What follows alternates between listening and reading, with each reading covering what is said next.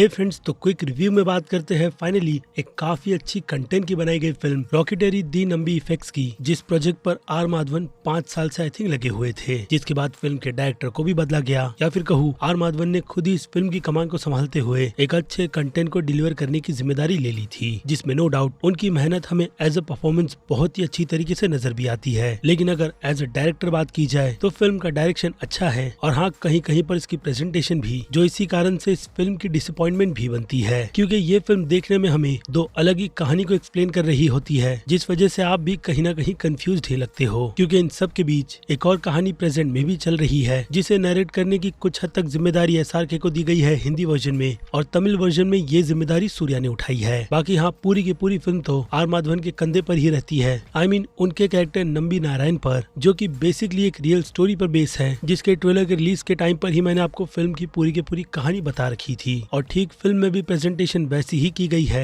लेकिन first half को थोड़ा ज्यादा ही कंफ्यूज बनाकर, जिसमें स्पेस से रिलेटेड साइंस की सारी चीजों को डालकर कहीं ना कहीं मास ऑडियंस को इस फिल्म से काट दिया गया। और जबकि ये डॉक्यूमेंट्री है तो कैरेक्टर को भी बहुत ही ज्यादा बड़ा चढ़ाकर दिखाना इसका काम है, जो कि अक्सर कर हमारी बॉलीवुड की फिल्म में होता है, क्योंकि अगर देखा जाए तो 80s और 90s के टाइम पर इंडिया के पास सिर्फ और सिर्फ नंबी नारायण जैसे ही होनहार साइंटिस्ट नहीं बल्कि और भी कई सारे ग्रेटेस्ट नाम थे। लेकिन ये फिल्म, जैसे कि मैंने कहा, फिल्म के लीड कैरेक्टर को ही पूरी कहानी में आगे रखकर यही आपको बताती है कि स्पेस के सारे मिशन नंबी नारायण के बिना बिल्कुल भी पॉसिबल नहीं थे, जबकि सच कुछ और है, जिसमें ये फिल्म अपने फर्स्ट हाफ में अगर उस कहानी को एक्सप्लेन करती, वो भी काफी ऑनेस्टी के साथ, तो इस फिल्म के भी 2 पार्ट एक अच्छी स्टोरी को एक्सप्लेन करते हुए बनाए जा सकते थे। लेकिन आर माधवन को सब कुछ एक ही फिल्म में करना था, इसलिए साइंस और इंजीनियरिंग की सारी चीज को, जैसे कि मैंने कहा, फर्स्ट हाफ में डालकर एक हिसाब से फिल्म की कहानी को घुमाया गया है, जिस कारण से ये फिल्म हिसाब से काफी ज्यादा लंबी भी लगने लगती है, और हाँ बीच में थोड़ी बोर भी, जो ज्यादातर तो आपको फिल्म के फर्स्ट हाफ में फील होता है, क्योंकि आप असल में नंबी नारायण के कैरेक्टर के साथ में क्या हुआ है उसी को जानने के लिए इस फिल्म को देख रहे हो, जिस पर फोकस ये फिल्म अपने सेकंड हाफ में करती है, वो भी कई सारे अच्छे शॉट्स को बस ऐसे ही स्क्रीन पर दिखाकर, जिसे देखकर हमारी देशभक्ति जाग उठती है। इसके अलावा फिल्म में जो टॉर्चर के सीन्स को भी ऐड किया गया है, वो भी काफी ज्यादा इम्पैक्टफुल है, जो कि आपको फिल्म देखने के बाद भी याद रहेंगे।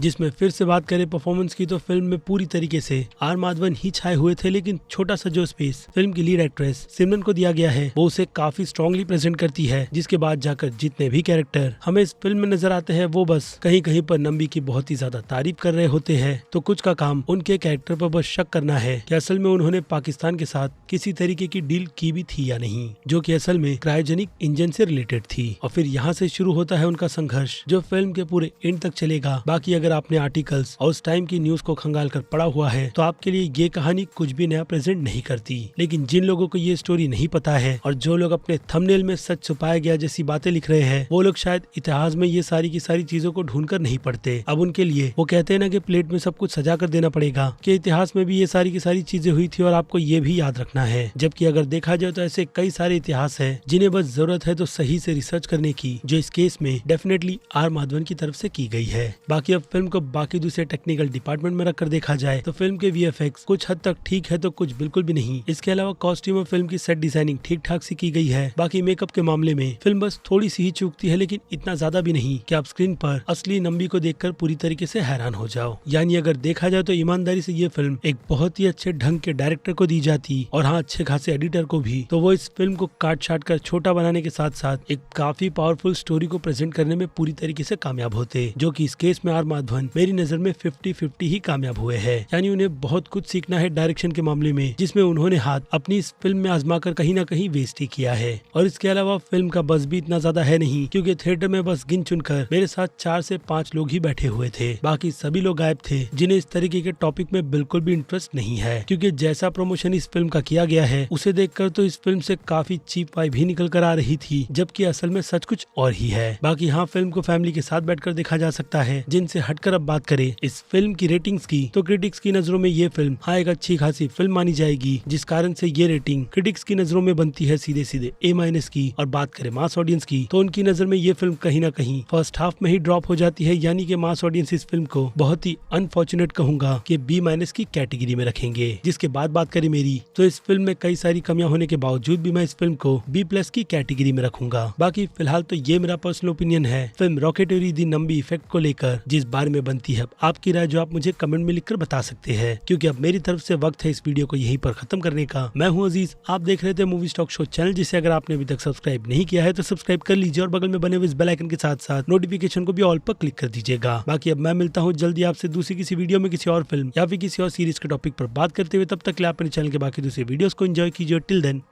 बाय।